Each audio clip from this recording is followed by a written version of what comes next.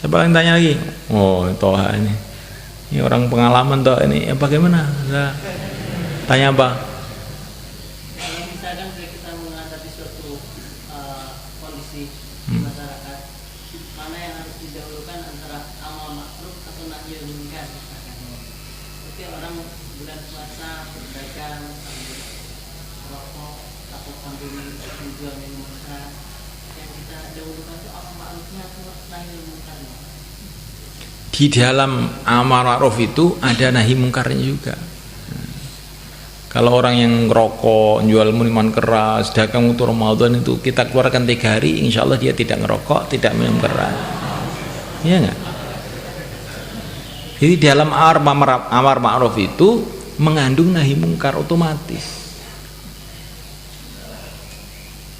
Seperti orang tuh penyakit ini, penyakit ini, maka dokter tuh mikir, kalau diobati penyakit ini, obatnya terlalu banyak bisa mati orang ini. Sekarang kasih vitamin aja, biar tubuhnya agak kuat dulu. Nanti kalau tubuhnya kuat tuh penyakitnya itu akan hilang dengan sendirinya secara bertahap-tahap. Dan kamu toh tidak bisa berbuat selain itu.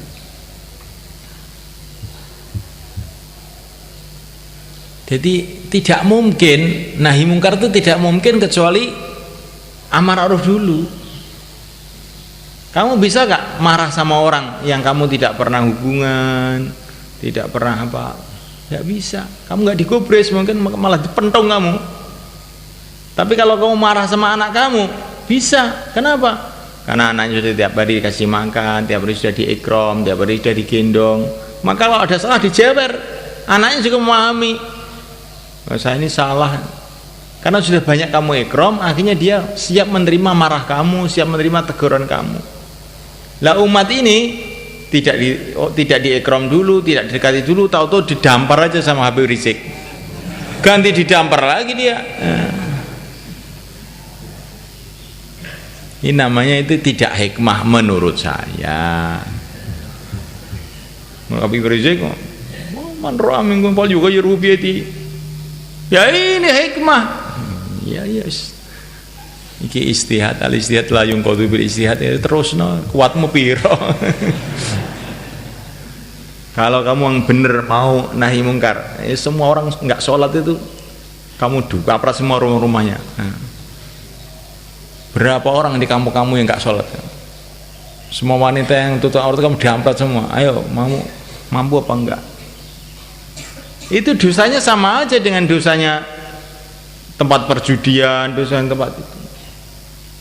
Bahkan dalam kitab fikih, kalau orang tidak sholat dengan sengaja itu berat dipenggal kepalanya, tapi tidak ada orang judi berat dipenggal kepalanya.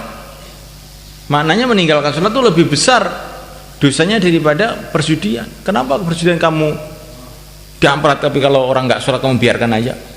Nah, jadi kalau mau engkel-engkelan, tapi kita ini kan nggak engkelan, sudahlah. Kamu FPI, FPU, yang penting kamu tuh sekarang keluar 4 bulan. Nanti kalau setelah keluar 4 bulan ternyata yang pertama kali harus dibenahi istrinya sendiri, yang harus dibenahi anaknya sendiri.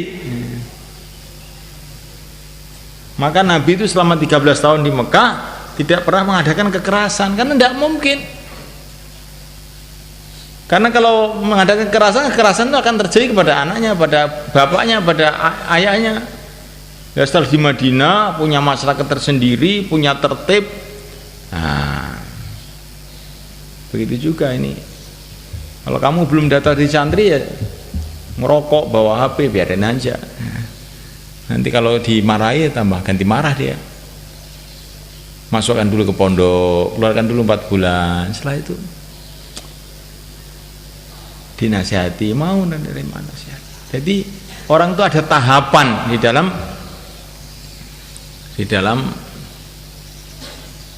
berjuang. Maka Nabi mengatakan fal yughayyirhu, robahlah. Maka orang itu berpikir bagaimana merubah, bukan hanya berpikir pokoknya yang penting hantem aja, bagaimana dirubah. Supaya orang itu berubah itu bagaimana caranya? Maka yang sudah tampak hasilnya ya dengan cara ini, 3 hari, 40 hari itu orang itu berubah. Gimana tuh? Ya.